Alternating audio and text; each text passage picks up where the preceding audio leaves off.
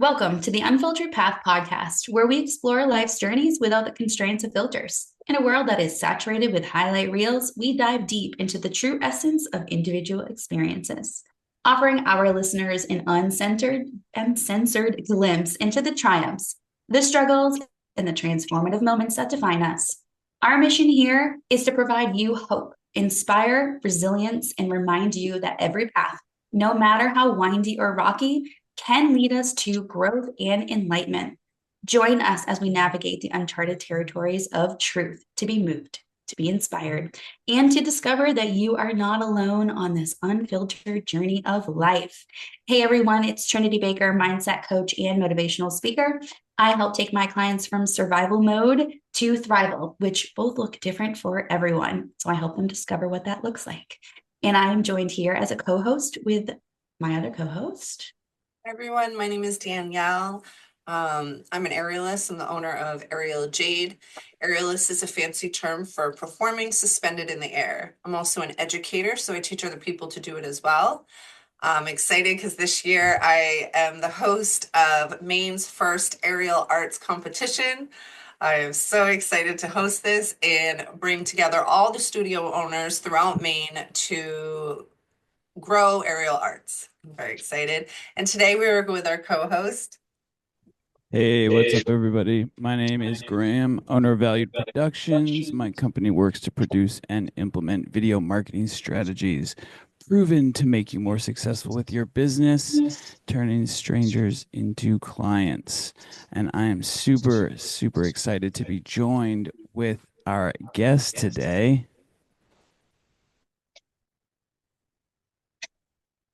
Go ahead, Lacey, introduce Oh, yourself. that's me. Oh, I'm so sorry. Hi, I'm Lacey Sawyer. I am a writer and videographer working with Valued Productions as well. And I'm so happy to join you all today. Lacey, we are really excited to have you here.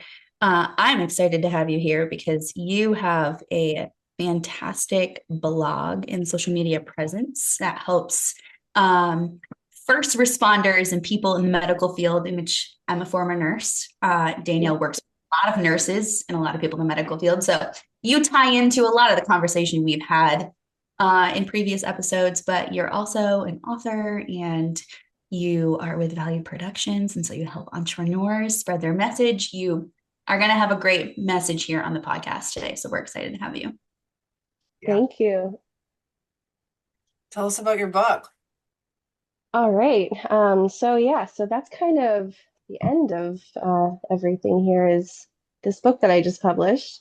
It is an autobiographical account of the first paramedic in Maine. So this is for Ron Morin, my mentor. He is the director of the Maine EMS Honor Guard that I am a member of. And I met Ron probably about 3 years ago. We have been working on this book for about a year. We traveled the Northeast together with his nonprofit, and in that time, I learned so much about him, and it was such an honor to be able to do that for him. But like I said, like that's kind of the end of this sort of massive journey that I've made in my life to get here, where I'm working a lot on passion projects and just kind of being led intuitively into opportunities and thriving in using my skills and experience for things that I feel passionate about. I started in 2012. I started at the University of Maine in the nursing program. So we have a kind of a similar background there, Trinity. I was going to go be a nurse. It was kind of more of a safe decision for me. I had wanted to go to art school, but my family was like, "Wait, no, no, no. You need to focus on something that's going to make you money and be safe." And so I had a full ride to UMaine for the nursing program and went through it for 3 years, so almost reached the end. And then there was policy issues at Eastern Maine Medical Center up in Bangor, and the nurses went on strike. And I took a big interest in that because some of my friends who had graduated prior were nurses there, and were talking about just how awful their experiences were working in different floors and in the ER and how understaffed they were. And it made me look into policy more. And so I kind of developed a knack for reading policy and started to explore that. And I ended up completely switching majors 3 years into a bachelor's program into international affairs, international security, focusing on healthcare policy globally and the push or pull factors of having or not having a systematic healthcare policy within government, and how that kind of might impact extremism. So something completely different than what I was focusing on before. Um, while I was going to school, I started a photography business because I put myself through college. Working 3 jobs, I needed to figure something out, to not work as much. So I started this photography business and it became pretty successful. It got me through, and I did end up graduating in 2017. Um, my studies led me abroad. I went overseas to Lebanon in 2017 as well, and I worked for a refugee school for Syrian refugees. And I taught what I know best. I taught some art classes to these little kids that had survived war and some of the most horrendous things that you can imagine. It was an eye opener for me to be able to kind of step outside of the US and developed countries and go somewhere where, you know, food and water aren't just a given. Um, it was very transformative for me. When I came back, I very much kind of shifted into this more grounded, uh, still idealist, but grounded perspective on life. That summer, I got accepted into my graduate program, also at the University of Maine, in the School of Policy and International Affairs. And that led me in 2018 to go to DC. I was able to work in Washington, DC for a semester. I worked for a firm about a block from the White House. We focused on women's empowerment and focusing on gender parity in government. So the more women in government, research has shown that more focus and funds will be allocated to things like healthcare and education. So we took 10 women from around the world, different countries, and we brought them to DC and trained them on how to be more effective when they hold those seats in government. But while I was there, I just realized that so little impact could be had by just me as one person. On these big policy issues, it's going to take years. It's going to take millions of dollars. It's going to take so much effort that goes beyond myself. And I kind of had a bit of like a not midlife crisis, but mid graduate school crisis of like, well, how am I actually going to make an impact? And so it kind of led me down a path, an unhealthy path, and that's kind of where my recovery story starts. Faced with all these issues and not really knowing what to do with my life. I was in leadership at the time, um, in college, and I was the president of the graduate student government. So I had 60 international senators under me that answered to me and I to them. And then COVID hit in 2020, and I was not prepared. None of us were prepared, but definitely emotionally, psychologically, I was not prepared for just how impactful that was going to be, on all of the people relying on me for answers and guidance. And so I I really struggled under all that pressure. I started drinking pretty heavily. Um, I was hosting Zoom meetings until about 3 o'clock in the morning, just, giving support and empathizing with their pain and struggles and, trying to get back to their families and all of their home countries. And I'd be drinking off of the Zoom call, like, or putting it in a coffee cup so that people wouldn't see what I was doing. I ended up, becoming a very rampant alcoholic within just a matter of a few months. Um, I would drink day round all day. Um, and it really impacted my life. It impacted my opportunities. I made some social faux pas, as you can imagine. And within the realm of government and policy, those things sometimes you just can't come back from. So I lost a lot of respect from my colleagues. I definitely shifted in my personality as well, and just wasn't the person that I had always been. So in July of 2020, I got sober, and I have continued that sobriety to now. So I'm almost 5 years sober. Um, and that didn't come easy. I had to reach into a new community and be open about my experiences and who I am as a person. And for a little bit, it took me a while to kind of understand like what I was going to do from there. But I brought it back to my original passion, which was working with people one to one. I fell back on my medical background. I became an EMT firefighter in the state of Maine, and started working on an ambulance and responding to fires. And that, of course, that was an incredible experience, very formative. Um, and through that, that's how I met Ron Morin. He had visited my department. He was selling us an ambulance because that's something that he had done for about 40 years, was selling ambulances across the Northeast. And he came into my department, and immediately he was so off the cuff and so hilarious and just someone that you could really look up to. Very confident in his knowledge of EMS, and um, I needed a mentor. I was kind of free falling, not really knowing what to do with my life or any of that. And so I kind of latched onto Ron, and I was like, let me learn from you.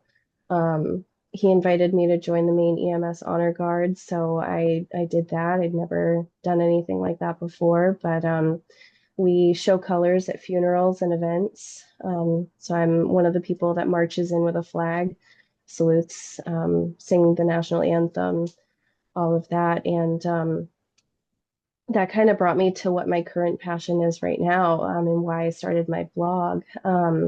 We had a series of funerals for fallen EMS providers that had taken their own lives. It's not uncommon in the first responder community, unfortunately.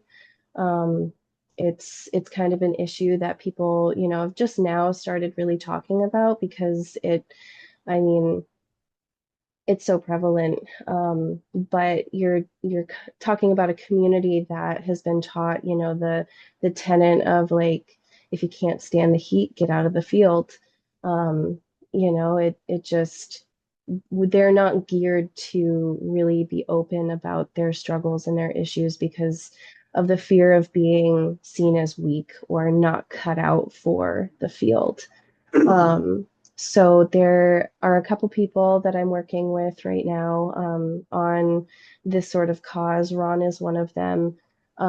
There's another one, Jason, who runs the Resilient Responder, which is a podcast. He's based up north. And yeah, so it's just kind of I feel like I've been sort of intuitively led on my path toward things that interest me and things that make me feel alive. And certainly doing advocacy work is something that I'm passionate about.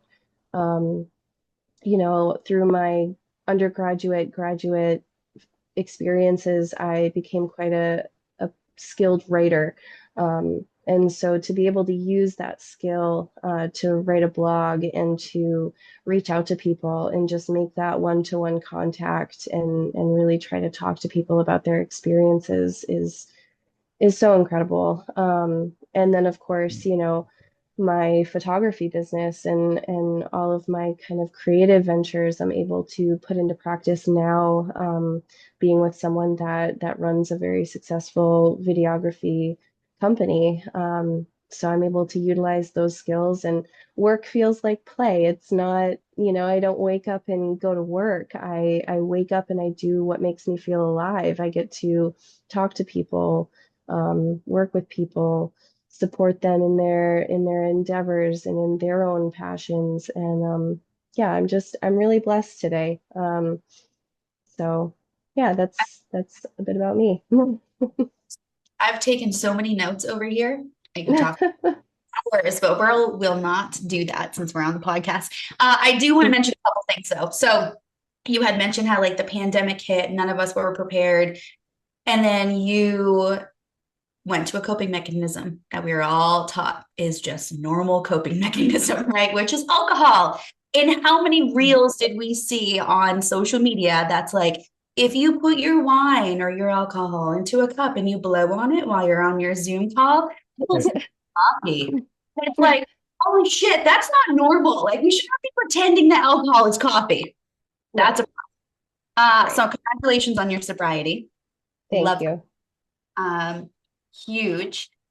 The other thing is the message that you just said, which is if you are challenged, if you are struggling in the medical field with what is going on, you are perceived as weak. That is huge, because when I went into psychiatric nursing, I had this passion for helping people with mental health. Mental health was like not talked about, not recognized. It was just suppressed, and from my childhood at least. And I am determined to shift that and make sure we're talking about it and that we're getting support for it. And we learn that we have our own coping mechanisms and tools within us, our mindset, to help us through that. So I love that you said that, because when I made the choice to leave psychiatric nursing, I felt super weak, right? I have this passion and I'm leaving it because I'm not strong enough to do it. When in actuality, if I had listened to that voice and stayed, I would have never created the business that I have today, helping people on the other side. So I want to commend you for that, because I think that message that you are not, our system just needs to support us better. And so I love that message, Lacey. And I think too, I love the, like, on that same note where, that's the whole idea with this podcast, is like to show that, through journeys like that we can get to a point where, like you said, Lacey, now you're doing the things that you love to do and pursuing those things that work feels like play. Because, like, when you think about it, look at what we're doing right now. You know what I mean? Like, one may look at this and wonder, is this really work? Or, you know what I mean? Like, but it is, because we talk about the ripple on here all the time. And like, that's the goal, is like making that ripple in people's lives. And through what you're doing with your blog is like super cool, making connections and showing people that there is a way and there is connection, because we're not in this alone. As like human beings, we're meant to be connected, and like that's what we're doing here at the on the podcast, and that's what you're doing for this group of people in the EMS kind of like first responders community as well.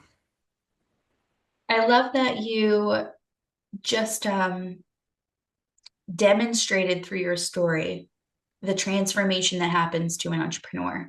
Whereas we go to route, right? Like, I wanted to go to art school, but I went to nursing school instead. I wanted to be a psychologist of some sort. And I said that that was safe. And like no regrets for the path, because our path is always exactly what it needs to be. But that's where a lot of entrepreneurs start, is like that safe route. We start somewhere, and then our soul, I'm not meant to be here. I'm meant to go do all of these other little things that make a huge impact and allow myself and my passions. And so I love that you're following that. And Graham just said it perfectly. Like, it feels like play when we're following. And when it doesn't feel like play, we have to ask ourselves why, right? Because like, as a business owner, there's a lot of like business administrative stuff that not a lot of us enjoy. So we have to ask ourselves, like, am am I supposed to be doing this in order to spread my impact more, make that ripple more? Or do I need to take a different route? Like, are you doing something that's incongruent with you, or are you doing something that you have to push through as a business owner? And I think having that perspective is huge as an entrepreneur. Because we're all supposed to be here enjoying what we're doing and making an impact in what we're doing and feeling flowy and good in it. And that's what I teach a lot of the clients that I work with. So I love that's one of your messages. I love that you're choosing to use your voice, how you're choosing to use your voice. For me, when you said that, believe it or not, a lot of, EMT workers take their life. And for me, I was like, obviously, I mean, like, I'm not to like be insensitive, but to me, I'm like, there should absolutely be so much support around that, because to me, that's obvious. Like when we have a family member or a neighbor or just someone interconnected to us in the smallest way pass away, we're affected. Can you imagine if that's your job all the time? Like I can't imagine. So the ability to be cold and numb to those experiences is just not natural. And so to regularly have emotional support, the gentleman that came on the podcast last week, is in fitness, but his niche is people that have been in the army or first responders and things of that nature, because they're the ones that deserve those coping skills, especially regularly. I love that you're putting your voice to that, because one of my students recently, we as aerialists are strong. We have strong shoulders. I have, my CPR, and, just pushing that chest takes so much strength to, so the strong women tend to kind of look at that profession and be like, maybe I could, self-included, like almost a responsibility. Like I have this avatar that can do these like more masculine like skills. And she went on her first day and a baby died. And she's a new mom. That was one day at work. She quit, obviously. But that's crazy. You know what I'm saying? Like, it just, I can't even imagine. Like, so I can't even imagine. So like, what type of person do you have to be to be able to handle that without like reacting regularly at that, like daily, like having to decompress daily about seeing like death? Yeah. We do this. I think of my entire like first 5 or 6 years of my nursing career, how much death I saw, and I had zero of the practices that I have today. Like there's no wonder I had anxiety and depression. Like zero trauma all the time, like crazy. All the time. It was my third day of being an actual nurse, and I had to call a family and let them know someone passed away and like make all those arrangements. And I will remember that day like yesterday for the rest of my life, because that's when I'm like, I'm here to help. And I'm not feeling like I'm helping. And I know in that moment, we all need like everyone needs someone to be there to support. And so I was helping ultimately and helping in the end of the life process, but that wasn't the help that I wanted to do. Right. It's like when the died for that individual, like I am sure she helped, but that's not what we go into this for. Yeah. And the guest that we had on last week has a very similar message to you, Lacey. You two need to connect, which is like, he's in fitness, but it's health overall. It's like, we need to support and be the outlet for these individuals, first responders, people in the medical field, to say, I need help. Like, we need to make it so where these people can go and say, I need help, and actually get the help. Because I remember the first time I reached out to a therapist, and the therapist had a wait list. When you find other coping, alcohol, drugs, all the other things. Well, you can send people to aerial class. It's perfect. It is. It's like, and it's not gender specific either, even though I tend to have more female clients. It's not at all. It's actually a very masculine thing to do, within reason, of course. And yeah, you could always send them my way. I could maybe donate a class or so. That would be awesome. Yeah, I found out that the second of the two funerals that we did, the individual had reached out using the employee assistance program, which a lot of the departments do have, in order to access counselors and all of that online. He reached out, got an appointment finally, and the therapist fell asleep call, during the call. So, not having the appropriate resources, like you were all saying, not having outlets, not having hobbies, being able to do something like aerial or something to kind of like get those residual feelings out. I'm a runner. I do yoga. I do a lot of stuff today that helps me kind of carry the burden of what I have been through, because I went to a third world country, saw a lot of stuff there that I wasn't expecting. I worked in EMS, again, saw a lot of things that, like Trinity was saying, it almost becomes normalized. You develop kind of a thicker skin, or so they say, but what we don't talk about is that if you do become dull to those experiences, you become dull to everything. You can't numb one emotion and still have other emotions, that are good, that feel good. Everything just becomes numb and dull, and that's what leads to the depression that a lot of the first responder community experiences. And so, when I started my blog, Mind Over Mayday, it was, my first couple of posts are about policy.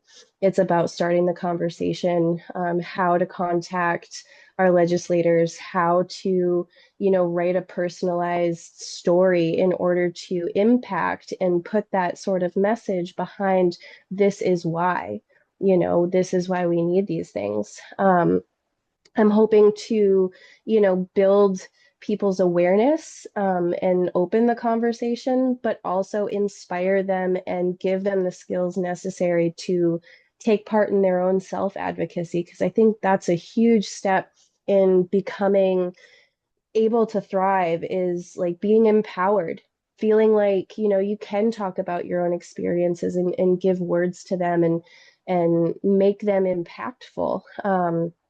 The more able we are to share our stories, the more able we are to relate to other people. And ultimately, in our recovery program, we say a lot, connection is the opposite of addiction.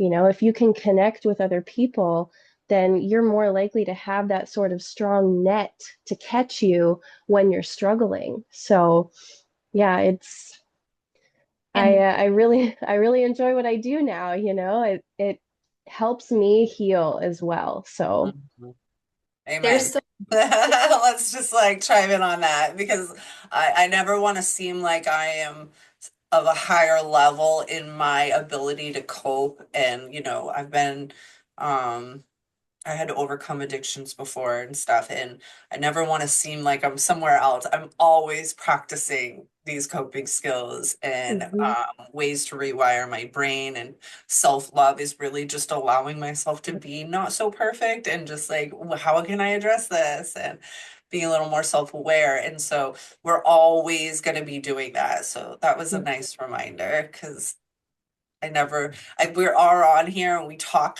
about how we've come out of things, but please understand we're still in it. We're, like, constant practice. Like I have yeah, this with clients every day, all day long, because vulnerability is so important. The people I work with, I know that they need to know I am continuously going through exactly what I'm teaching them to, right? Like Yeah. I had this conversation with a client this morning, and about taking power back, taking our own power back and recognizing where we're giving other people who don't deserve to have our power, taking that back. And as I was, walking through the steps and how we're going to do that and how it's a muscle and we build it, I'm like, I am teaching you this as I'm going through this myself. Like everything I teach, I've never not done it. And I know it works. I'm going through it. So I think that when we offer that vulnerability, we make it normal, right? Like we normalize this stuff. And I've talked about this in previous podcasts, but Brene Brown's book, Braving the Wilderness, was one of those books that really like completely turned my mindset around on vulnerability. that we all need to be vulnerable. So we open the door for others to also feel safe enough to feel vulnerable, to be vulnerable, because that's where the healing happens. We cannot heal and grow if we do not say, hey, I'm struggling with this. And we have so much shame around saying, hey, I'm struggling with this. And so I love that you're opening this door for first responders and people in the medical field. I'm going to connect you with one of my friends who's actually been on this podcast, but she's a nurse advocate. And you two are just going to be like, boom, because we need these professionals.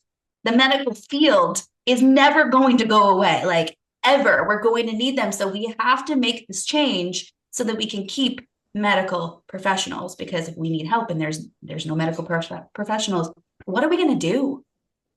It's true. It's true. And, where you've had this unique experience in terms of policy and understanding, because everything is a business. Like, we grow up to figure that out, I think. And the people that reject it just don't get it, unfortunately, So we almost have to embrace something that doesn't feel natural because we want to just source love. But in reality, everything is a business. And so that you come with that unique experience to a bunch of heart, but you come with that unique experience to actually execute change and where things, because it is just rewriting how we do business in any forum. So the fact that you come with that is exciting because you can really shift the world. And real quick, I wanted to chime in because I'm so living this right now.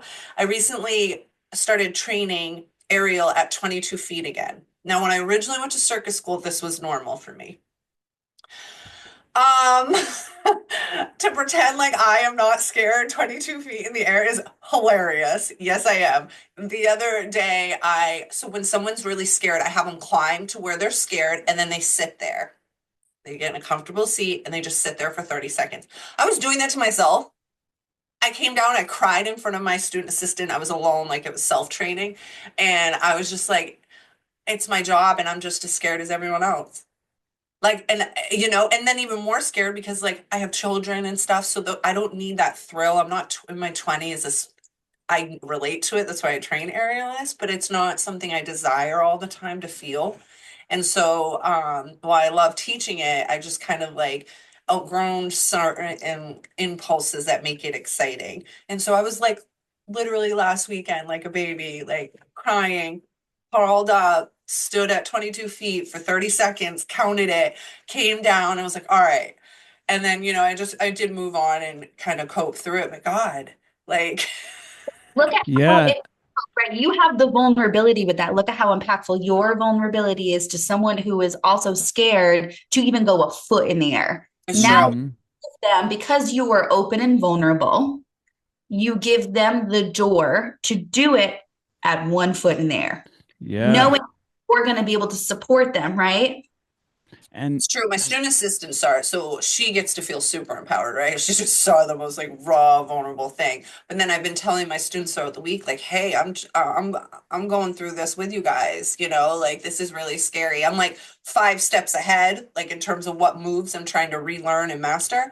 But the fear is so very much there, and the nervous system and understanding that it just feels so intertwined with that information currently. Like I'm going through all of the moves at a different height, just like everyone else, so I can be a great teacher, essentially. exactly. Because it's not even the thrill I seek anymore necessarily. And I think it takes it back to like what you were saying, Danielle, like everything is a business, you know what I mean? Like, and that vulnerability is what allows these businesses to move forward. I was listening to a sales training the other day or yesterday, and that's essentially what was being taught. Cause like, how can you expect to say, if you're on a sales call, move someone from point A to point B if you can't be in, say, investing in yourself or like sharing that experience to help them get across the bridge to the other side.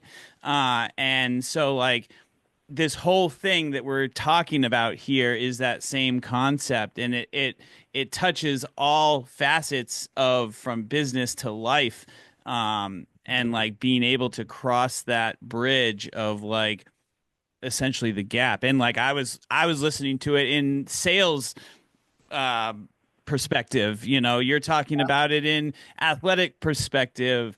Lacey, you're talking about it in connection with like healing and changing policy. And Trinity, you're helping people with the mindset of it and like being able to have that openness of like, hey, look, this is how we did it.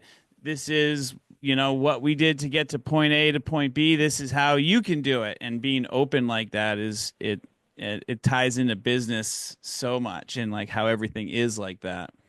It's huge. And I hope that our listeners, no matter who you are, what you do, your passions, your trauma, your healing, your wherever you are, gets the message that the best thing you can do is be vulnerable, because you have no idea who is listening, who is watching, and who needs to hear your vulnerability to even take the first step in their healing and growth journey, right? Like that's why I do all of the social media presence that I do, because I hope that it gives I hope that it opens a door for people who are like, I don't even know where to start, right? Like I make all those videos. Thank you, Graham, for teaching me, because my message is, hey, you're not alone. You can do this too. My inbox is open. Here's my website with free resources, because we have to give that open door to people some way, or we're going to be in a society of people who are just stuck in this. We don't want to do that. That's not what we're here for.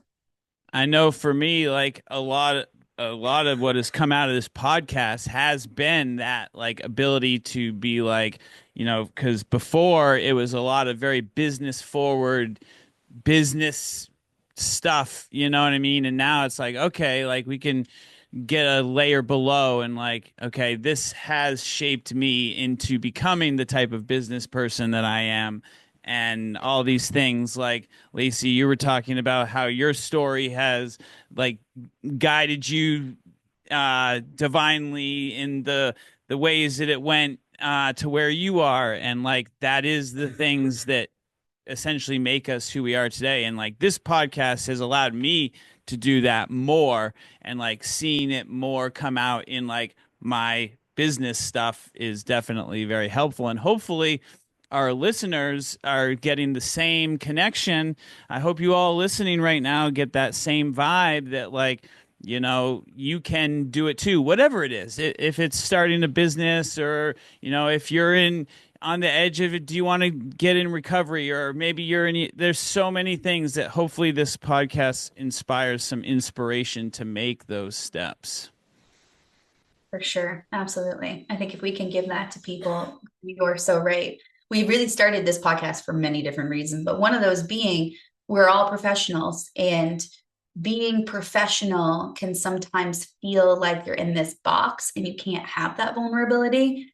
And so I think that, I love that our podcast gives our listeners, who are a lot of business owners and entrepreneurs, that open door to be vulnerable and share your story, because as Graham has said in previous episodes, your story is so important in what you're doing. And so if we're not sharing our story, we're not connecting to the clients and people we work with. At first, when I first started my business, like I did not say I have overcome depression, anxiety, and addiction. Did not say that. As I grew into my confidence and authenticity, I can completely say that without hesitation, because I know the people I work with need to know that that's where I come from. It allows them to be vulnerable. So I hope that our podcast, if you're a business owner or entrepreneur, this gives you the permission to share your story, vulnerability, like to be vulnerable, to be authentic, to be genuine, because that's what your people want. That's what we want. Yeah. Most definitely. Lacey, can you tell us a little bit about your trip overseas and teaching over art? I can't remember where you said you went. My apologies. Are you okay? Lebanon. Lebanon, yes. Yeah, Graham, you might have to unmute her. There you go. Oh. There we go. So I went over in 2017. It was right after there was a bombing in Hama, Syria. A drone strike from the US blew up a chemical facility, a chemical airbase in Hama, Syria, because Assad was using those biological weapons on his own people. So it was kind of a high contest period of time. Um, sorry, I'm a little under the weather today. But yeah, so I went over and um, traveled alone as a woman in a country that, is not very friendly toward women. But I had a great experience. Took some risks that were probably because I was young and green and not fully experienced in all of that. But ultimately, I know that I had a good impact and I represented the United States and at least myself to these children that were going through so much. So I'm going to have to mute myself again.